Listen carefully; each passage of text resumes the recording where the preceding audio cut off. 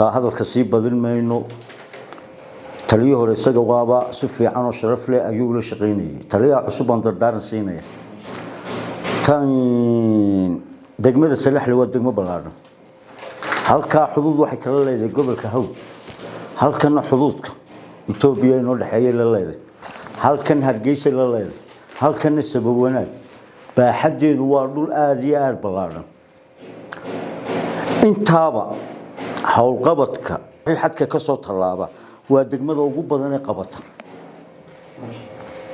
iyadoo ay taa ka heleen maayirka iyo maayirku xigeenka oo si fiican ula shaqeeya ciidanka booliiska ha noqoto taakulaynta ha noqoto shiidaalka ha noqoto baabuurta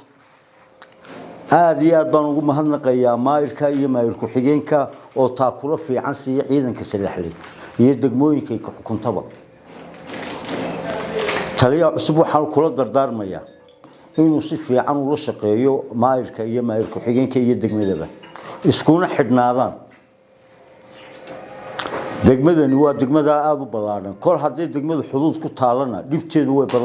dhibteedu way badantay dambiilayaal baa xuduudka ka soo tallaabi kara daroogada ka soo tallaabi karta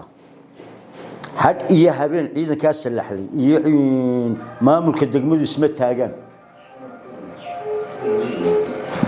bishii dhaweytoole maayirku xigeenka noo yimid isagoo qacantiisa ku wada khamri iyo ciidanka salaxley inuu keeneen qayb ahaanna si dhow iyo si dheerba waan idin shaqeynayna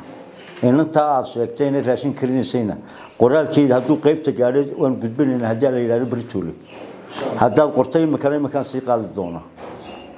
arrintan taliyihii qaybtana waan gaarsiin doonaa haddii la yiraahdo ma fahanteen taliyihii qaybtana waan gaarsiin doonaa arrintan ka aad iyo aad aan kugula dardaarmayaa taliyaha cusub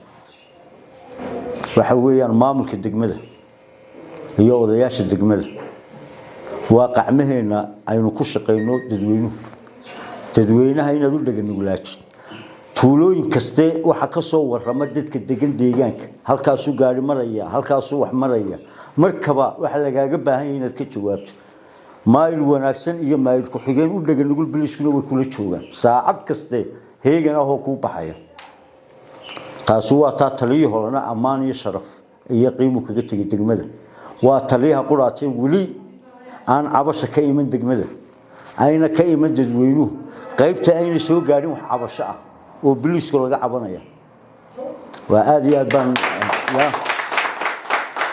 taliyaashii hore iyagoo jiql isku yahay ayaa halka laga bedeli jiray oo dadweynaha iyo maayirka iyo la saysto laakiin maanta waa taliyii ugu horeeyay maanta isagoo iyo taliye xigeenkiisa Soomaalidu tiraan keeno qaybtan wada jeedinay ma fahanteen marka waxaan ka rajeynayaa ilaahay xilka kugu asturo sunnaha dawladnimay ka mid tahay isku bedbedelku hadna ilaahay waxaan kaaga baryaa meel khayr qabta in Allah ku geeyo oo Allah ku geeyo oo ugu soo duceeyo